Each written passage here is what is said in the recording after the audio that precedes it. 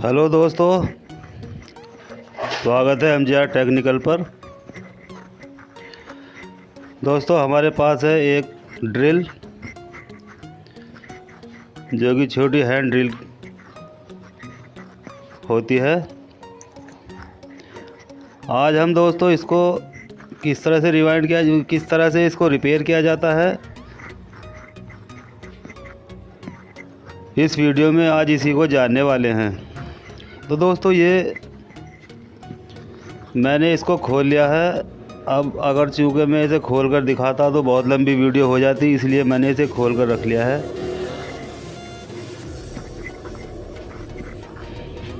अब दोस्तों यहाँ थोड़ा सा इसे समझ लेते हैं इसमें क्या क्या होता है, यानी इसकी जो बेसिक इन्फॉर्मेशन है उसको जान लेते हैं। ये देखिए दोस्तों, ये इसका एक कार्बन हो जाता है जो कि कार्बन ब्रश के नाम से जाना जाता है।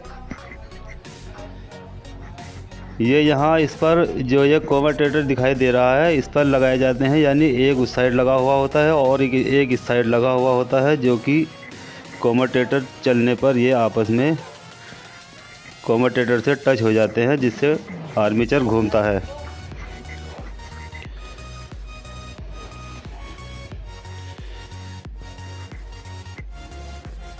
इसे दोस्तों इस तरह से इस कैप के अंदर जो इसका होल्डर होता है,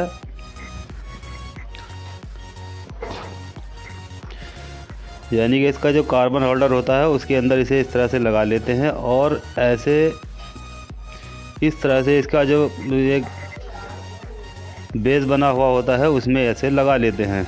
ये देखिए दोस्तों, इस तरह से आप देख सकते हैं इसमें दोनों साइड से ये लग चुके हैं। अब चलिए दोस्तों थोड़ा सा इसको जान लेते हैं कि इसमें क्या क्या होता है। ये देखिए दोस्तों, ये इस तरह से घूमता है और जो इसके कार्बन ब्रश लगे हुए होते हैं वो इस तरह से इस पर टच हो जाते हैं, ठीक इस तरह से।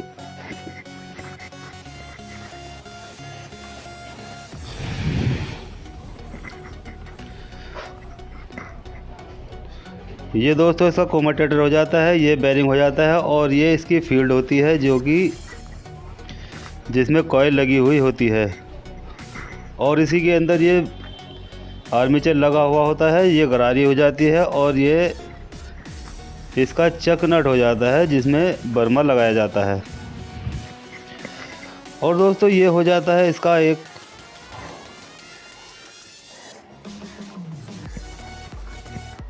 स्विच जो कि ऑन ऑफ करने में काम आता है, और एक इसमें ये पुश बटन लगा हुआ होता है।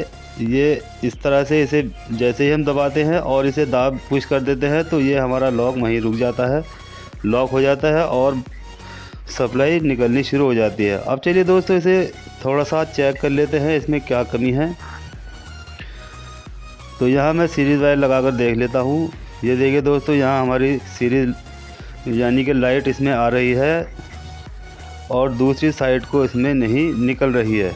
तो चलिए मैं इसको पुश कर लेता हूँ, यानी इसको दबाकर देख लेता हूँ, और जो पुश बटन लगा हुआ होता है उसको भी मैंने दाब दिया है और ये स्विच वहीं का वहीं रुक गया है। अब ये इसमें सप्लाई भी देख लेते हैं, इसमें सप्लाई बाहर निकल रही है या नहीं। तो यहाँ दोस्तों बिल्कुल भी सप्लाई बाहर नहीं निकल पा रही है। तो इस दशा में दोस्तों हमें इसका स्विच खोलकर देखना होगा।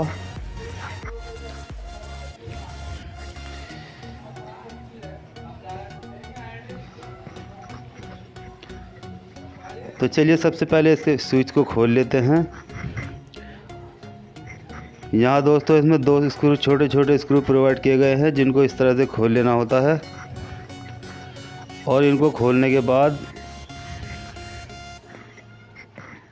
इसको इस तरह से इसमें जो लॉक होते हैं लगे हुए उसको स्क्रू ड्राइवर की सहायता से जो उसका ऊपर का जो प्लेट होती है उसको खोल लेते हैं।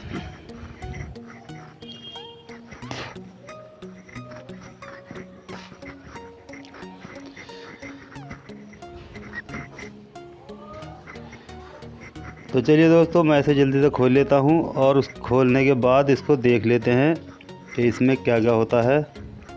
यहाँ दोस्तों हमें 2 पॉइंट दिखाई दे रहे हैं जो कि जैसे ही मैं इसको दबाता हूँ तो ये दूसरे पॉइंट पर चिपक जाता है और सप्लाई बाहर को निकलती है। तो चलिए दोस्तों, सबसे पहले मैं इसकी सफाई कर लेता हूँ। जहाँ पर हमारे पॉइंट लगे हुए हैं वहाँ पर कार्बन जमा हुआ है, उसे भी मैं सफाई कर लेता हूँ। ठीक इस तरह से आप स्क्रू ड्राइवर की सहायता से इसको साफ़ कर सकते हैं, या अगर आपके पास रेग माल है तो रेग माल से भी आप इसको साफ़ कर सकते हैं।